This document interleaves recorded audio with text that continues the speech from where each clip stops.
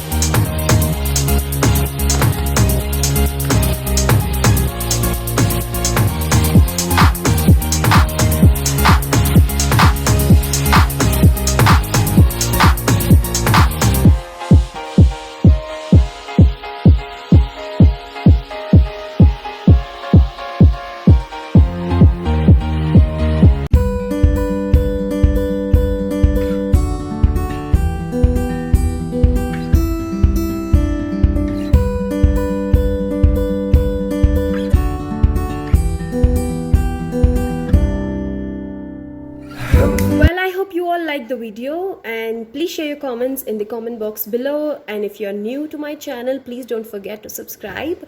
Well, let me know if you want to see new looks. I'll try to make them in my next makeup tutorial. And stay beautiful, stay happy. See you next time. Love you all. Bye bye.